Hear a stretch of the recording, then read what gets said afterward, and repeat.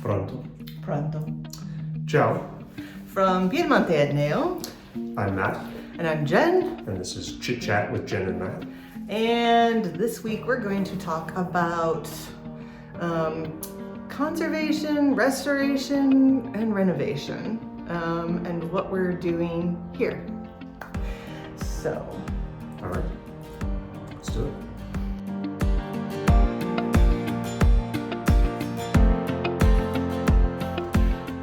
All right, so as Jen said, we're going to talk about conservation, renovation, and restoration, and what's the balance of those things that we're doing on this particular project. yeah, and basically we have a lot of curious subscribers, followers, people that just catch one of the videos who are asking us really good questions. But I want to talk a little bit about what level, where we're doing what Kinds of changes. And to what level we're doing them. Okay. So, Matt, Yes. my first question for you is, what time can we take this house back to? Well, I mean, I think Because it's 2024 right now. Can we Yeah. take it back to 2023? we definitely can. It's just like this. It's the middle 1800s. You know, we don't know exactly That it started, that some of it was here. that some of it was here. But if I said, I 100% will tell you we are not going to take it back to the way it was when it was first built, would you agree with me? I would, but you should say why. You know why yours is Because I believe in plumbing, indoor plumbing specifically. indoor plumbing, and I also am a big fan of electricity, Me too. Internet and And- everything. So and that didn't exist when this house was built. right. And so as we look at what we're doing, you know, people who are sort of purists and saying we should take it back to to some arbitrary point in the past, because this house did evolve over time. It does Right. have some plumbing and some electrical in it right now. But it hadn't had it from the beginning, yeah.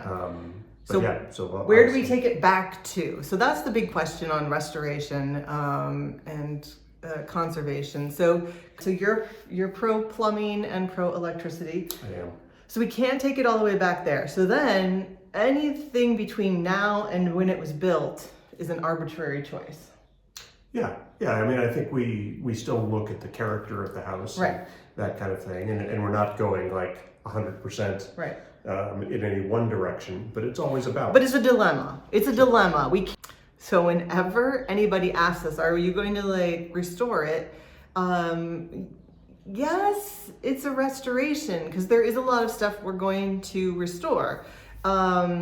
But it's not necessarily a true restoration. If this was going to be a museum, we would probably be doing first conservation and then restoration and get it back, and we'd probably put a little public bathroom out in the garden for people to use because there wouldn't be one in here.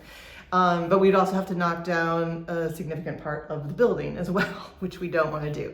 So we've got some clues as to when things were built. What can you tell us a little bit more about? I don't know, which ones do you want to talk about first? The walls. Let's talk about the walls. Sure. I mean, I think one of the things that we look at, and we're not the level of experts that our architect and our builder are at, but all. we look at things like the walls, and in Italian, the word wall is actually, there's a different word for an exterior wall and an interior wall.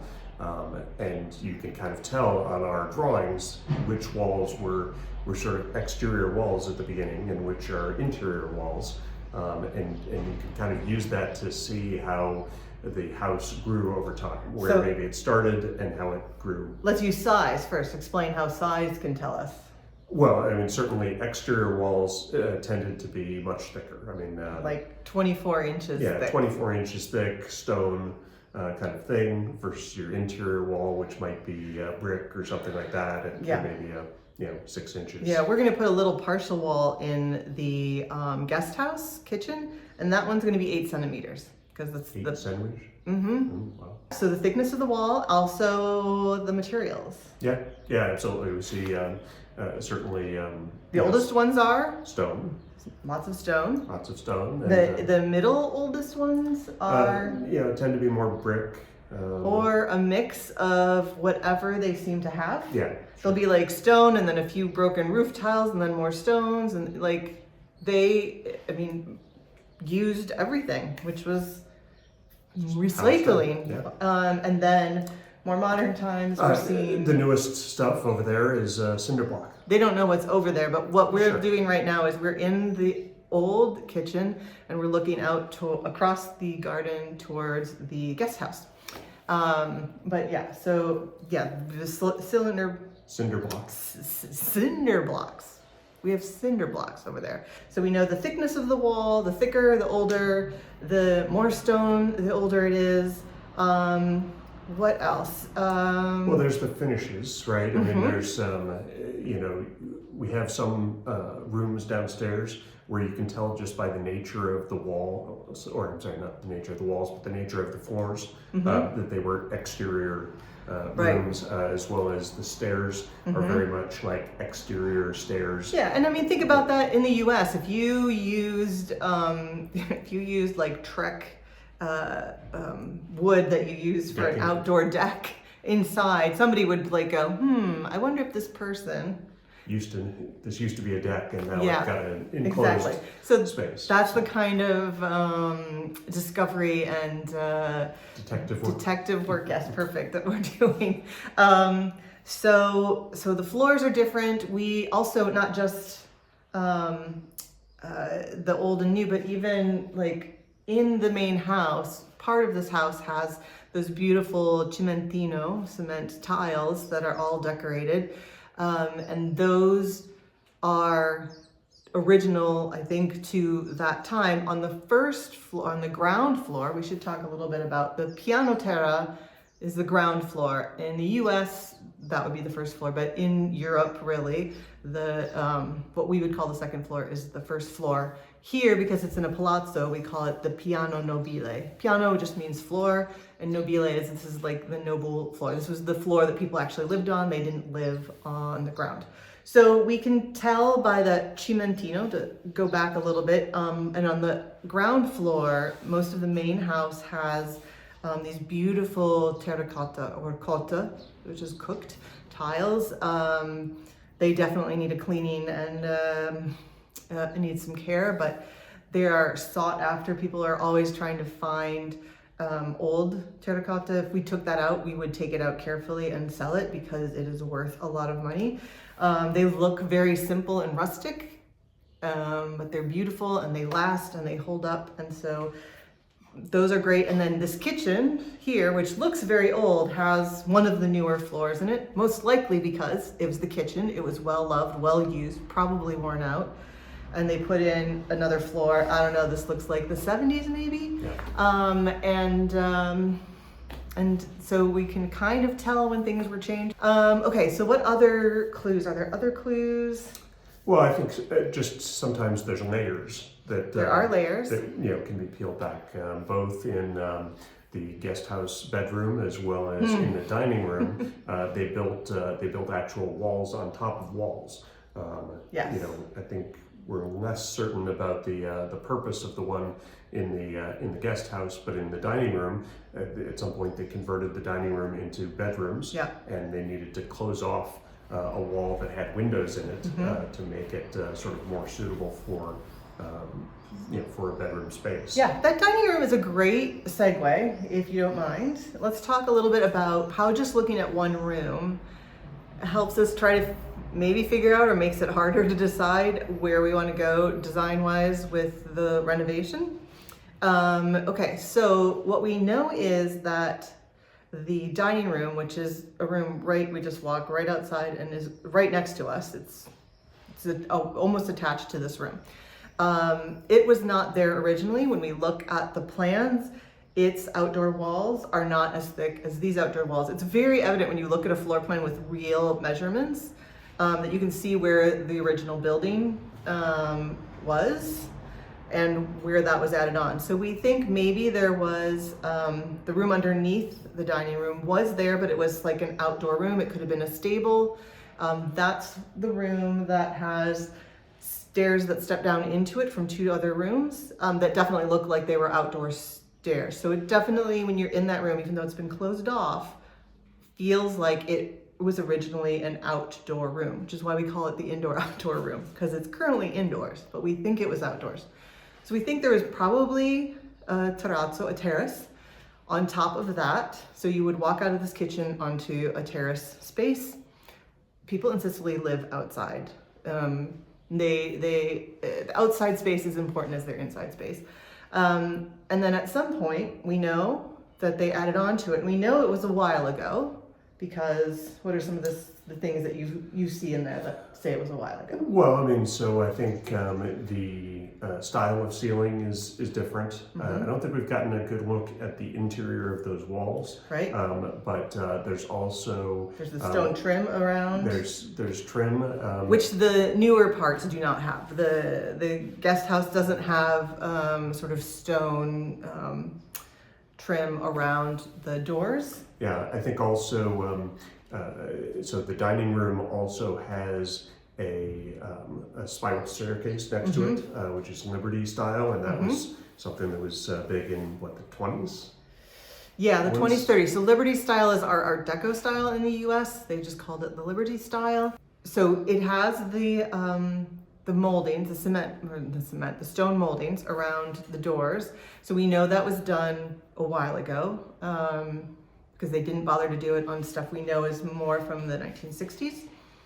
But we also can see that that molding goes all the way down to the floor. So it was around doors originally. And at some point they took the doors out and put a window in and closed up underneath the doors, but they didn't take all of that molding off. So we know that there used to be 4 doors on there, not 3 windows and 1 door. And then we know that, as Matt was saying earlier, they wanted to use this, we think, as a bedroom. And so there was no wall without a door on it. We know that lots of stuff happened. And so we know at some point, probably at this time, they needed a wall for the bed to go against. So they built this little fake wall with very thin, it was really for show. It was not for structure or anything like that. So that's the dining room that we think may have actually started as another room, because we think this was the kitchen, the room next to us maybe was the dining room, and then the next to that was like a sitting room. We're not sure exactly how all these things were originally used. So we can't go back to that, but what we can do is say that dining room has changed at least 4 times. Also, it has a terrace on top of it, so that never existed before the dining room existed. So we struggle to say, like, where do we roll this back to? And I'm not really big into arbitrary for arbitrary's sake. So now our goal is to sort of layer on what we need for living. Roll right back to the beginning when I said we're fans of plumbing and we're fans of electricity. And then we look at sort of the features of the house that we definitely want to either bring back or save that are failing, or they're in good shape and we just want to just leave them there and let them continue to be. And those, you want to name some of those things that? Yeah, I mean, well, certainly the most important from a conservation and restoration perspective is probably the ceiling frescoes. It's what, sort of really was one of the wow moments when we first walked through the house.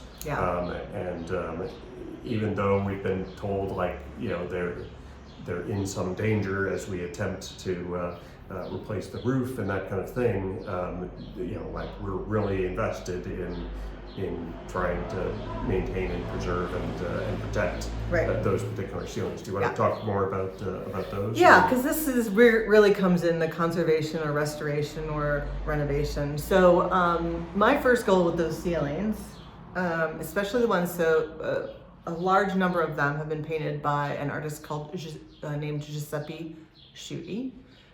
He was a local artist, but he also went off to Rome to study, came back. He's painted a lot of big municipal buildings. I have a whole coffee table book on his art, and it's on our ceiling. And in one of the neighboring towns, he has his bust is in the center. It's where he was born, in the Sicilian Etneo. And it's very special. And they're very interesting murals. There's some other ones in the house that are definitely done at a later time. We think Liberty style. Those are nice, but less important to us. So we'll keep them if it works, and if it doesn't, we'll have a long, hard discussion and make that decision as it comes. But the ones by Giuseppe Sciuti are in the older part of the building and have the most damage to them. We have to replace the roof, which could cause damage. But if we don't replace the roof, damage will be caused. So it already is. It is. You Yeah. can already see that. You can see in our past videos, faces are missing, whole corners are missing. So first and foremost is to just sort of stabilize. Yeah, that was the word I was looking for. Just stabilize stuff and keep it, because I can see on Archimedes' face is peeling off. I want to stop the peel. It's enough. And we're going to work with the builder when we take off the roof to sort of figure out a way to stabilize that structurally as much as possible. We'll see what it looks like when we start getting the roof off. It's part of the reason why we're waiting till the dry season, not the raining season, which we're in right now. And figure out how to stabilize it. So I'll definitely be working or meeting with or hiring a conservator who can help us figure out what we need to do to stabilize it. Because it also needs to be clean. There's little bits of mold. Mold is an interesting thing here. It's not like the US where it goes into the walls, because mold can't go into a rock. So it's not the same kind of worry here. You just wash it off for the most part. But how we do that to the ceilings without knocking anything off, we've got a lot of questions. I am actually trained as an artist. I went to art school. Putting faces back on and painting, just the actual act of painting with the right risers, I'm perfectly capable of doing. I do need a conservationist to help me choose which one of the set of conservation paints I would use, because it depends on what's on the ceiling, and I don't have that knowledge at all. But the rest of it now is really, to me, like a paint by number. Once we're using the right tools, we clean it up the right way. But first and foremost, stabilize. Will I take it all the way back to what it looked like? I don't know. Honestly, it's a lot of work. There's a lot of them. Stabilizing them for a number of years while I work through them could be what we do. Hiring in somebody could be what we could do. I'm gonna guess that's gonna cost a lot of money. Make it an opportunity for somebody studying conservation to have an internship here would make my heart soar, because it's a great opportunity to work on a famous artist's work, but in a low pressure situation. They already are in bad shape, and it's a good opportunity. So if you know anybody, feel free to write in. So that's sort of for the ceilings. We want to conserve them if we can. There's one I know for sure that we're replacing, because I'm going to paint a mural on that one. And you'll see more about that later, but it's for my daughter. That'll be the guest room that she uses when she comes. And I'm very excited about what we're putting in there. It fits Sicily, and we'll make it fit the house as well, but it'll also be a very special room. And the hint is that it has blue monkeys on it. That's all I'm gonna say on that. I mean, I'm still talking, but not about that anymore. Okay. So there's not a ton we're taking down. No. For the most part, in the guest house, we just took out the whole bathroom. We're using pretty much the same layout. We're modernizing it a little bit because everybody likes a modern shower. I do, and I speak for everybody when it comes to showers. I don't. And I think in the main house, as we said, we're fans of indoor plumbing, and I know that our Italian friends, when they sort of imagine or hear like how many bathrooms we're putting in, they're all like, "Oh, Americans, they need a everyone needs their own bathroom or something. It's not quite like that, but I mean, No, we've never had that before. But there are, but it's nice. but there are a decent number of bathrooms. Yeah. That if we're gonna have this many bedrooms, like a modern house, still, you want an ensuite, bathroom, if you can. So let's roll back a second, because you bring on a good point, and I think we want to hit that before we talk about sort of architecture. First, we had to decide how we wanted to use this, and we still don't know how we're going to use the whole house, but we are going to live here. This will be our house, unless we're traveling. This will be our house. We will live here. This is our address. This will be on our driver's license. This is our house. And the main floor, for the most part, will be, we know about 90% of how it's going to work. And the part we don't know is because we're still experimenting with ideas. But, so bathrooms. Bathroom is the best way to sort of explain how difficult this is. So we have a bathroom right here off the kitchen. It's the evil eye bathroom. And it all needs to come out anyways. And I say evil eye, if those of you don't know, is that symbol, the circle within the circle, looks very similar to like the Greek evil eye symbol, which you would wear or put up in your house, I think, for protection. I'm not quite sure, but there are like 1,000 of them in that bathroom. It's just a flower, but it looks like an evil eye. But we're taking that one out because we don't need one in the kitchen. We could use the space more for kitchen stuff. And we wouldn't want to have that's the only bathroom on this entire first floor for all the bedrooms. And we don't really want people going through the kitchen to go to the bathroom. We also think we need more than one bathroom, but that one's just not in a good place. It was good. They basically put it there because it's on an outside wall and it's over a space that is outdoors, so it was easy to put plumbing in. That's not a reason to have it there. We have a better use for that. And they were already using this house, so they couldn't do what we're gonna do because they didn't have to take things out to fix them. So that one's coming out, which means now there's no bathroom in the main house. And on the first floor, on the ground floor, there's only a shower next to the kitchen sink. So that's coming out. And the toilet that's outside randomly in sort of the garage without a sink is also coming out. So that leaves us with no bathrooms in this space, and we can't just put them back there because we're not going to put this one back. So we have to find room for bathrooms. So what we really did is look at the floor plan and sort of decided, like, where would a family room and living room be? Okay, if those were the family room and living room, where would our bedroom be? And if that was our bedroom, where would we put a bathroom? And and things basically took shape. I mean, ultimately, we're not doing much in the way of structural changes to the house. So it's really just a matter of how many bathrooms do you feel like you need for a certain number of bedrooms. And it was good because once we figured out sort of where we wanted the living room and family room to be, which is at the top of the stairs when you come up,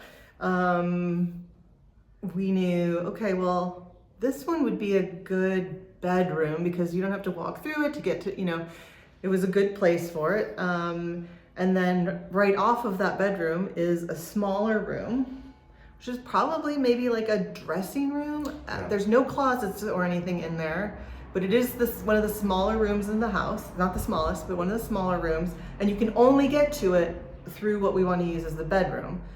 So I don't know, it could have been a little sitting room. It is something related to that room. We don't even know if that room was used as a bedroom. It has a very fancy mural for being a bedroom of Archimedes. There's a bed. No. We know there is an old bed in it now, which is kind of scary, but we don't know if it was originally used as a bed. Sure. It makes total sense. If you walked in, you'd be like, this should be a bedroom. And so that room will be a big bathroom, but it is a small anything else room. So it's our nice size bathroom. So we were like, okay, well, that will be our bathroom. We still don't have one for the public. So then we moved around and said, okay, well, these two rooms would make for the public, not a public, for like not, come through my bedroom, guests or, family that's already there. And then there were the two other rooms on the opposite side, that we're like, oh, these could be perfect for our girls' rooms. They'll be our guest rooms, but when our girls are here, they'll be for them. And they were perfect because they were off of the family room, so you could get to both of them without going through another bedroom. But then they each had a little room off of them. Again, like a dressing room or something. Something very small, long and narrow, but big enough for a bathroom. So they need a bathroom. I don't want them coming all the way across the house to the other side. Like, why would we do that? And like, also resale value. Not that we want to sell this place, but like, let's do things right. So, and one of the rooms has a painting, has daisies on the ceiling. It's beautiful. It's one of my favorite little rooms. It's going to make the most lovely little bathroom. And the other one, I think, was just used as a storage room. So we'll make that the bathroom. So those two rooms, so all 3 bedrooms will have their own bathroom, but we still don't have a bathroom on this floor for somebody to use that's visiting without going through one of our bedrooms. So we have to find that space as well. So this is the thing. We have to find a space, and the spaces don't exist. So we're going to have to change some things. We have a very cool solution that our architect has sent us. We're not going to tell you about it yet because we're still working on all the plans, but it kind of blew my mind. It was not what I thought about it at all. And I like that he brought a whole new way of thinking about putting a bathroom in a space that gave a nod to the old and to the new, but didn't feel like we just decided to put like 2024 in here. It's a really unique way that just sets it apart and makes it a special place. And I want to know what everybody's thinking when I tell them all just that much information. But we had to figure out the bathrooms. And then, not to make the bathroom discussion longer, that still meant there's no bathrooms on the ground floor. So long story short, we're putting bathrooms on the ground floor because we can put one underneath where the girls' bathroom is going to be. So if one of those rooms becomes a bedroom, it has its own bathroom, but still there was not a sort of public bathroom down there. So we had all of a sudden, like, we have so many bathrooms. I've never lived in a house with this many bathrooms. I never thought I'd live in a house with this many bathrooms. But once you hear sort of what our plans are, it will make sense. And it is a good use of space. We've thought long and hard about all these things. We do think it's over the top, but it's a luxury that we have these in the girls' room. If there was another room nearby and they would have just shared, we would have just had them just share. Yeah, structurally, I mean, it really... It was a no-brainer. And it only really suggested that approach. Yeah. Like, there wasn't a structural room that made sense as a shared bedroom. Right. So it's the way we can, so the nice thing is we don't have to take down any walls or do anything for almost any bathroom except the one extra, the one sort of powder room that we need on this piano nobile. So for people not familiar with the term, from powder room is sort of what they call it's a toilet and a sink. In the US with just a toilet and sink, no shower, no bath. Yeah, just the simple, like the guest bath. So we have a spot for that, and that is having some walls built for it. And then otherwise we're just sort of opening up walls, like taking it from a doorway to an opening. We're gonna take some of this down here, mostly because some of these walls and the ceiling all needs to be redone. So we're gonna make it work for now and not try to fit into an old weird shape just arbitrarily. This we're gonna keep because it's really cool. But yeah, it's, and I think we closed a couple doors. We took a couple doors off where we don't need doors on a hallway. And that's it on, like, we're not changing it that much. We're even thinking in some of the places, and we'll talk later about actual design, but in some of the places where we can and the walls are in good shape, we just need like wallpaper peeled, maybe a little sanding, we're gonna leave that sort of textural, cool, old, which is not what it really originally started as, but it is what time has done to the walls. And we think that's kind of cool too. So, geez, do you want to talk about sort of how the architect's handling this? Yeah, I think just briefly. Briefly? Yes. Yeah, we won't keep you here forever. We're 35 minutes. Although we're having such a good time chatting with you. Matt and I need to go get a Coke Zero, be ready for the rest of the afternoon. We go late here in Sicily. Okay, so So I mean, we're working with an architect. This is the first time that we've done this kind of engagement with an architect. yeah, because Matt usually did the drawings and I did the design in our past projects, and that we are not qualified for that. We weren't really qualified for it there either, but we did it and we had a beautiful house. But not this time. Yeah, so I mean, in this case, we had already sort of sketched out our ideas and our sort of uses of the house, but we more or less handed it over to to the architect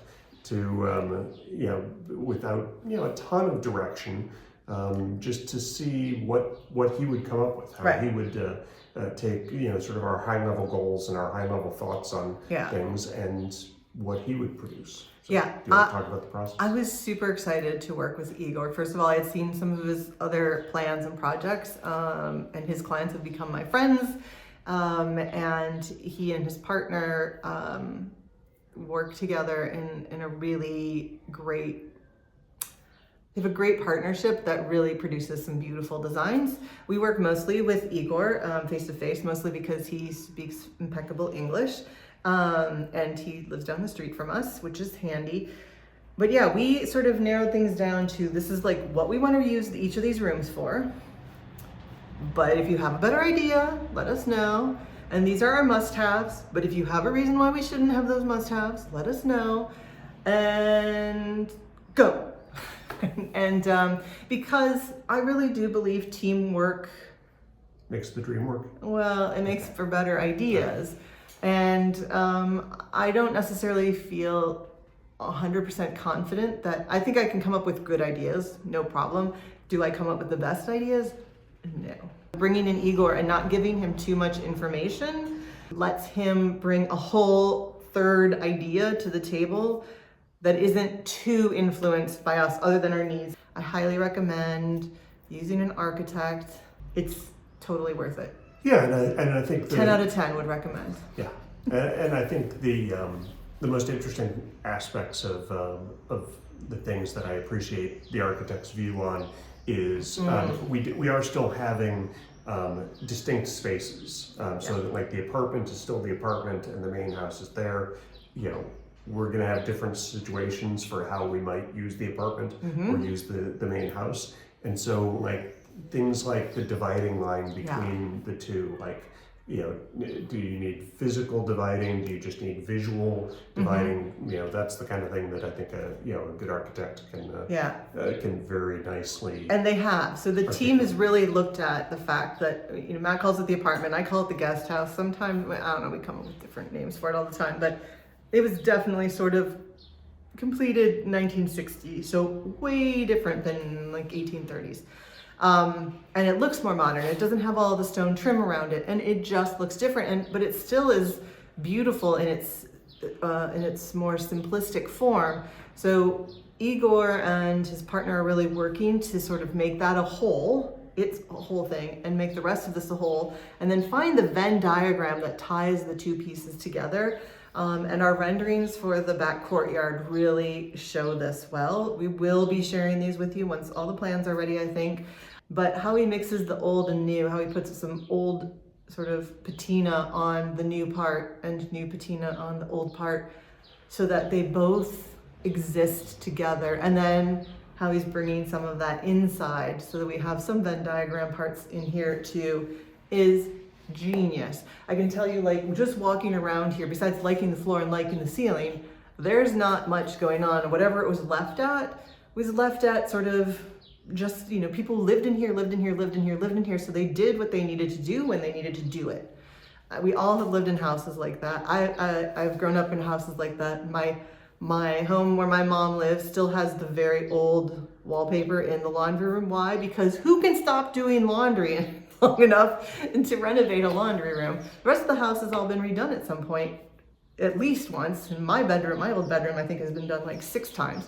So, they did what they did, but it's great to have a time to reset it all and do it. And I love the way they're marrying those two together. So we should bring this to an end. What I can say is, and I'll ask for your last words too, Matt, warn you so you can start thinking about it now, is that we are doing a renovation, and where we can restore that fits with a modern life and leaves plumbing and electric on the table, we are doing. Where we can conserve, do conservation, we are doing, but there's less, there's more, I should say, there's more conservation in that we're keeping the walls, we're keeping the trim, than we are restoring. And the restoring is mostly going to happen and need to happen on the ceilings. All of the old floors, if they have to come up and things need to shift, we are saving those. We'll use them in another place. So it's not really restoring, it's rethinking. Maybe we needed to add rethink. So renovate, restore, and rethink is really what we're doing here.